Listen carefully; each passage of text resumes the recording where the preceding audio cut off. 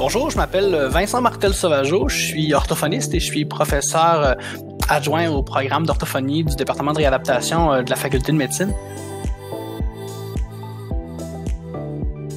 Je me souviens, on a appris, je pense que c'était un vendredi 13, le vendredi 13 mars, où on a appris que le campus allait être fermé puis qu'on allait poursuivre éventuellement nos enseignements à distance. Je pense que la première réaction a été d'activer le mode solution.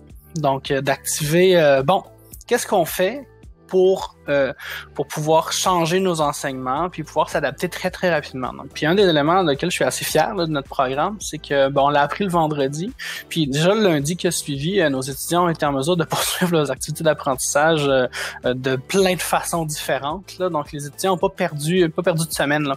Donc, des classes synchrones virtuelles, des enregistrements asynchrones de PowerPoint narré, des documents en ligne, des lectures, des périodes de disponibilité synchrone. Donc, tout le monde a mis en place plein de choses extrêmement rapidement, puis a fait preuve d'une grande créativité.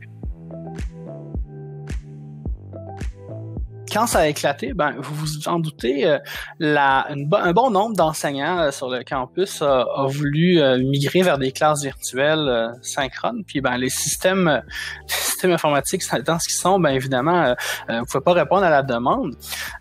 Puis une attitude qui a été nommée de la part de l'université, ça a été envers les enseignants, ça a été si vous êtes en mesure de vous arranger par vous-même, si vous avez cette capacité-là à mettre en place des choses par vous-même, faites-le. Vous avez toute cette liberté-là pour le faire en tant qu'enseignant. Donc, ça a été extrêmement positif là, puis très bien reçu, je vous dirais, là, cette liberté-là qu'on avait. Donc, j'étais très très content qu'on puisse avoir ça, là, surtout dans le contexte où on devait s'adapter très rapidement.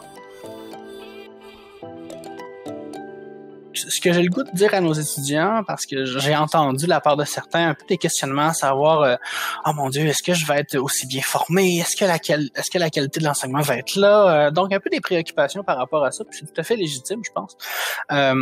Ce que j'ai le goût de leur dire, c'est ces enjeux-là de qualité de la formation, puis les enjeux pédagogiques, ça fait partie de mon travail. Vous en avez déjà tellement sur vos épaules, vous avez tellement besoin d'apprendre à vous adapter à cette nouvelle enseignement-là. Mettez-vous pas cette pression-là additionnelle. Laissez-moi là, laissez-nous là en tant qu'enseignants, cette pression-là, puis faites-nous confiance. On a vraiment eu énormément d'échanges pour vraiment optimiser, je dirais, nos enseignements à distance. Puis cette entraide-là a été vraiment importante, je crois. Surtout dans le contexte où on est tous chacun chez soi, un peu isolés, je vous dirais. Donc de garder ces liens-là au sein de nos équipes, là, ça a été quelque chose d'extrêmement important, je pense. Non seulement pour les étudiants, pour avoir des enseignements les plus optimaux possibles, mais pour nous, en tant qu'équipe enseignante aussi, de pas s'isoler. Donc, de garder vraiment cette entraide-là, pour moi, c'est quelque chose qui était très, très positif, puis je garde en tête là, énormément.